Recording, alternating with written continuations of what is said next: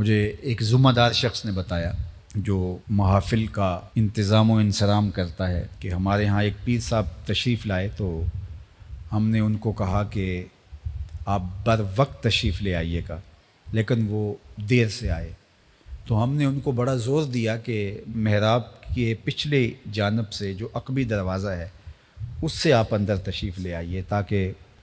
تقریر واز نعت جو بھی چل رہا ہے اور پھر اتنے لوگوں کا ہجوم ہے تو آپ گزریں گے تو وہ نہیں مانے۔ انہوں نے کہا نہیں میں تو ادھر سے آؤں گا، اور پھر وہ جو ہے وہ دروازے سے مین دروازے سے داخل ہوئے اور پھر لوگ کھڑے ہو گئے اور پھر نعرے اور لوگ ایک دوسرے کے اوپر گر رہے ہیں اور بوڑھے آدمی نیچے آ رہے ہیں اور وہ آہستہ آہستہ چلتے ہیں۔ انہوں نے مجھے بتایا کہ وہ ہولے ہولے چل رہے تھے، ہوتا نا کہ گنجائش مل گئی ہے اور لوگ ایک دوسرے کے اوپر گر رہے ہیں، کوئی بوڑھا آدمی ہے زخمی ہو جائے گا، اس کا تقدس مجروح ہوگا، لیکن وہ ہولے ہولے چل رہے تھے، وہ اس پروٹوکول کا لطف لے رہے تھے، اس پروٹوکول کا نشہ اٹھا رہے تھے۔ مجھے بتاؤ بوڑھوں کے اوپر لوگ گر رہے ہیں اور اس پروٹوکول کا بھی جو لطف اٹھا رہا ہے، پھر ایسے پیر اور یہ وزیر مشیر اور حکمرانوں کا کیا فرق رہا؟ تو یہ ان چیزوں کا بہت خیال کرنا چاہیے۔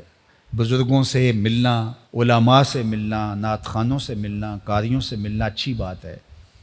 لیکن اگر آپ کسی کو دھکا دے کے ملتے ہیں، وہ تو حجر اسود کو چومنے سے بھی روک دیا گیا اگر کسی کو دھکا دینا پڑے۔ حجر اسود کون ہے؟ یمین اللہ، اللہ کا دست راست ہے، اللہ کا دایاں ہاتھ۔ جو حجر اسود کو چومتا ہے وہ رب سے مصافحہ کرتا ہے، کتنی بڑی بات ہے۔ لیکن کہا کہ اگر رش ہے، کسی کو دھکا دیتے ہیں اور کسی کو تکلیف پہنچتی ہے تو آپ دور سے ہی اس کی طرف اشارہ کر کے جو ہے وہ استلام کر لیں، آپ رش میں نہ گھسیں۔ تو جب حجر اسود جو یمین اللہ ہے، حجر اسود کو چومنا رب سے مصافحہ کرنا ہے،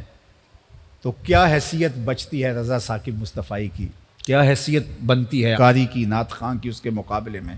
کہ آپ مسجد کا تقدس مجروح کر رہے ہیں اور پامال کر رہے ہوں، اور بوڑھے بزرگ روندے جا رہے ہوں، بچے روندے جا رہے ہوں، اور آپ آہستہ آہستہ چل رہے ہوں تاکہ پروٹوکول انجوائے کریں، یہ لطف لیں، کشید کریں مزہ۔ تو یہ بہت بری بات ہے۔ آپ اچھے مسلمان کے اچھے انسان بھی نہیں ہیں، آپ تو اپنے آپ کو شیخ المشائخ کہلاتے ہیں نا، زینت القراء ہیں، آپ تو طوطی پاکستان ہیں، آپ تو خطیب امت مسلمہ ہیں، آپ تو نابغہ روزگار ہیں، آپ تو